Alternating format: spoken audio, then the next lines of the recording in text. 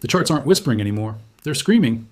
And if you're watching this right now, you re-catching the silver market at the exact moment it stops behaving like a normal commodity and starts behaving like a hunted asset in a collapsing system.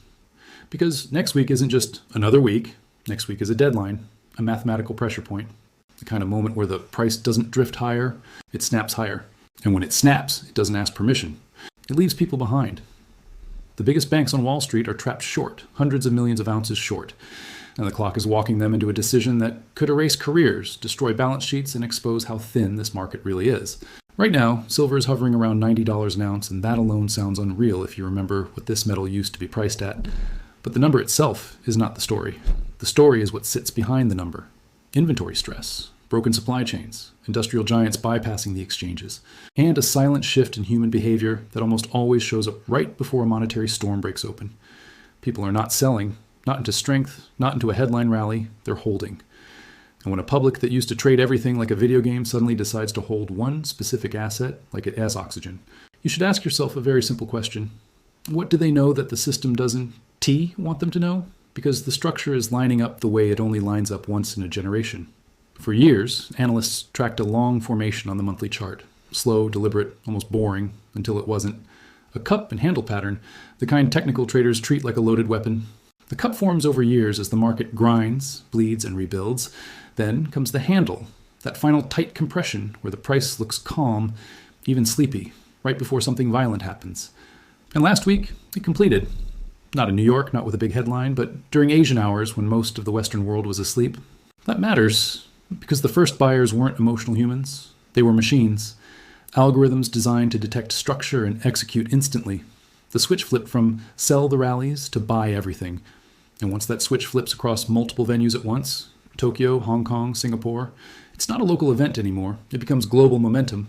Now here's the part most people miss. When a multi-year pattern breaks, the move that follows isn't measured in hope. It's measured in geometry. The depth of the cup becomes the projected distance of the breakout. And in this case, the math points directly at $150 per ounce. Not because someone feels bullish, because the structure says the market is re-rating itself. And when a market re-rates, it doesn't climb politely. It teleports into a new reality. But technicals are only the map. The fuel is something else. The fuel is the short position. And the short position in silver right now is the kind of liability that doesn't just hurt, it kills. Before we go deeper, do me a quick favor, hit like and subscribe to Money and Empires right now. Not because I want a vanity number, but because the next few weeks in metals are going to be fast, chaotic, and full of noise. And if you are trying to protect your wealth in a market that is starting to break its own rules, you'll want analysis that connects mechanics, not hype. And while you're here, drop a comment telling me where you're watching from. New York, London, Mumbai, Singapore, Istanbul. I want to see who's awake while the system is still pretending everything is normal. Now let's talk about the banks, because this is where the story stops being a chart setup and starts being a trap. The biggest bullion banks, names everyone recognizes, names regulators treat as untouchable, are sitting on massive short exposure. Being short means they sold contracts promising silver they don't have at prices far below where silver is now. That's not a theory. That's what a short position is. It's an obligation disguised as a trade. And when the price moves against them, the loss doesn't just get bigger, it compounds. It becomes a margin nightmare. It becomes a collateral crisis. It becomes the kind of pressure that forces a bank to do something it never wanted to do in public. Buy back metal at any price just to survive. And here's the horror. If they try to cover carefully, slowly buying contracts back, those purchases themselves become demand.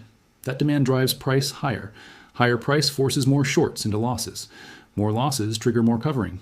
More covering pushes price higher again. That loop is how squeezes become vertical. A short squeeze isn't a viral word, it's a mechanical feedback chain, it's gravity in reverse. And silver is the perfect environment for it because the market is small compared to global capital. A tiny push creates a massive move. So imagine what happens when the biggest institutions on Earth all realize they need the same escape route at the same time. There is also a level that matters more than most people understand. The final technical ceiling in the mid-90s. Once silver clears that zone with conviction, the market enters pure price discovery. That's when the past stops being a guide. There are no reference points above, no comfortable sell walls, no old highs that traders can anchor to. And that's when psychology shifts. At $90, silver still feels like an industrial metal with a wild personality.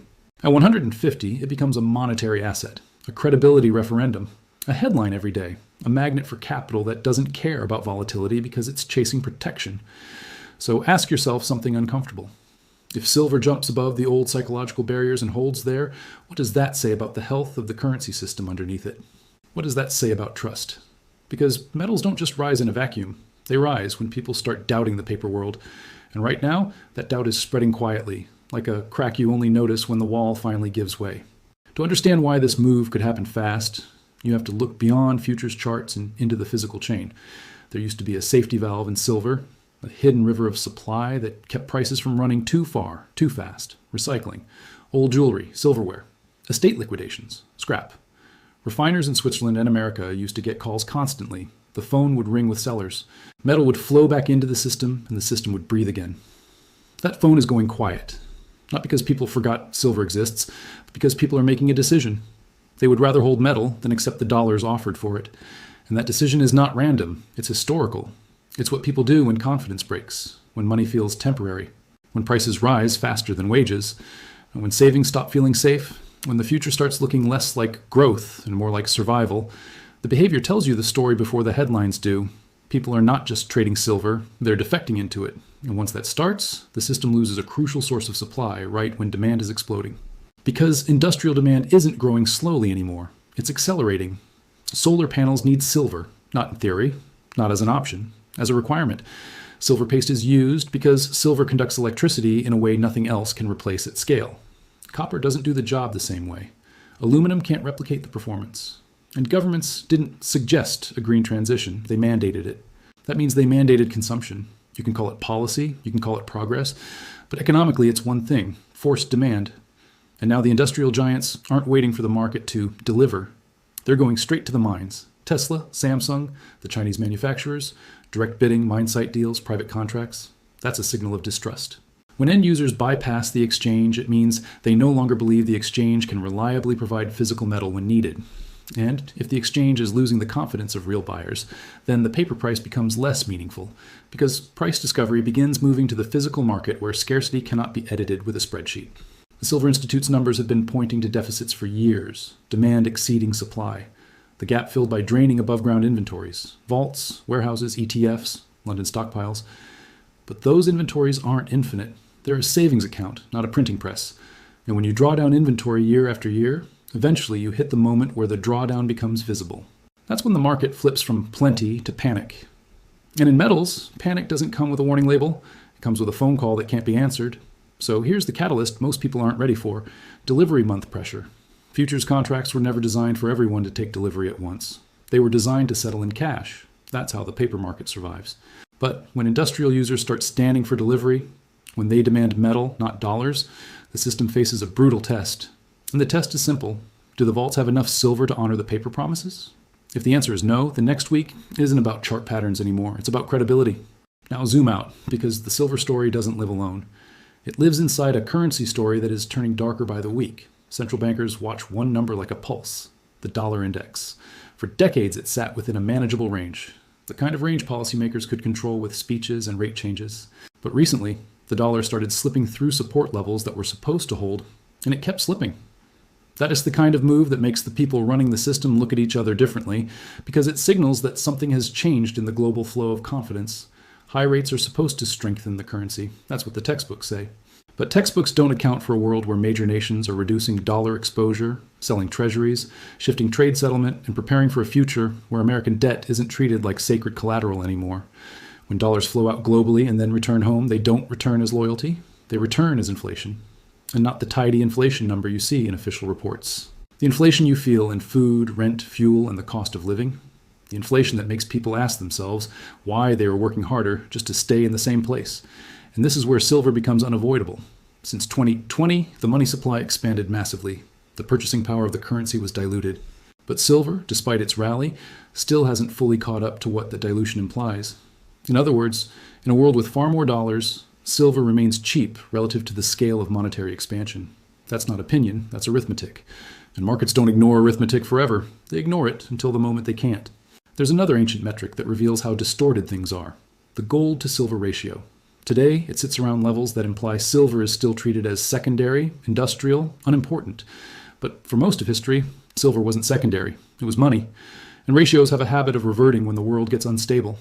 If gold holds strong and the ratio compresses toward historical norms, silver doesn't need a miracle to reach 150. It needs normalization. And normalization in a stressed system looks like a shock. This is where I want to ask you a deep question, because the answer matters, and it will shape how you see the next decade. If silver breaks into true price discovery and holds above levels most traders have never lived through, what does that do to public trust in everything priced in dollars? Not just stocks, not just bonds, everything. What happens to a society when people stop believing the money itself is stable? Drop your honest answer in the comments, because this isn't just an investment discussion, it's a confidence discussion. And confidence is the real currency of every empire, because the Fed is trapped in a checkmate position. Raise rates to defend the dollar, and you risk breaking debt markets, housing, banks, pension funds. Cut rates to support growth, and you weaken the dollar faster, pushing more capital into hard assets. Either move bleeds. There is no clean solution when the debt is this large and the promises are this deep. So the market starts making the decision for them. Capital moves where it feels safe. And when capital decides safety lives in physical metal, price becomes a byproduct of fear. So what happens next? This is where we stop pretending we know the future with certainty, and we start mapping the probabilities like investigators at the scene of a financial accident. The first outcome is the one the system wants, a controlled rise. Silver grinds up over the next couple of weeks toward 120, 130, maybe 150, with volatility but without disaster. Shorts cover slowly. Exchanges raise margins to cool the crowd. The headlines stay loud, but the structure stays intact. That's the orderly version. And if you're holding physical metal without leverage, that scenario still rewards you, because the repricing happens without the market breaking. The second outcome is the rapid spike, and this is the one that makes history books. A major short fails a margin call. Forced liquidation hits the market like a hammer. The clearinghouse becomes the buyer, and when a clearinghouse has to buy into a thin market, it doesn't negotiate. It pays. Price gaps higher. That gap forces other shorts into margin stress. They cover. That drives price up again. And suddenly the screen price is moving faster than human brains can process. That's when exchanges start offering cash premiums, begging traders to take dollars instead of metal. And the moment a cash premium is recognized publicly, it becomes a confession. The physical market is tighter than the paper market admitted. Then there's the darker outcome. Rule changes, interventions, delays, the kind of manipulation people whisper about because they've watched it happen before. Margin requirements jump overnight. Trading halts appear. Liquidity is restricted to institutions while retail gets shoved aside. Price is pushed down temporarily below key psychological levels. But even that isn't victory, it's a delay, because the deficit doesn't vanish. Industrial demand doesn't stop. The currency pressures don't reverse. Reality waits, and eventually reality collects. And finally, there's the black swan, the scenario nobody wants to say out loud because it changes what price even means. Multiple failures, exchange credibility fractures, delivery promises become legal disputes, counterparty trust evaporates across markets. In that world, silver doesn't just become expensive, it becomes unobtainable. And the question stops being, what is the spot price? And becomes, can you actually get metal delivered at any price? That's what a systemic break looks like. It's not higher numbers, it's missing product, empty shelves, vanishing liquidity. So what does a rational person do with this? The answer depends on who you are. If you're a manufacturer, this is about securing supply, not chasing price. If you're managing wealth, this is about insurance, not gambling. If you're an individual trying to protect purchasing power, this is about owning something real in a world where paper promises are multiplying faster than productivity. And if you're tempted to use leverage, hear this clearly. Leverage is how people die in volatile markets, even when they redirectionally correct. The metal is the point. The paper games are the trap. Because governments under stress have always done desperate things. Confiscations have happened. Windfall taxes have happened. Controls have happened. Those aren't fantasies. They're historical precedents. And that's why discretion matters. Position size matters. Privacy matters. The goal isn't to be loud. The goal is to be safe. So here we are, standing at the edge of a moment that could define the next decade of global finance. The pattern broke. The shorts are trapped. The physical chain is tightening. The currency backdrop is deteriorating. And the public is waking up. Not all at once, but enough to shift the balance. The train is leaving the station. The question isn't whether it leaves. The question is whether you understand what's happening while most of the world is still asleep. This isn't financial advice. This is analysis. This is documentation of a system under stress. And the clock is ticking.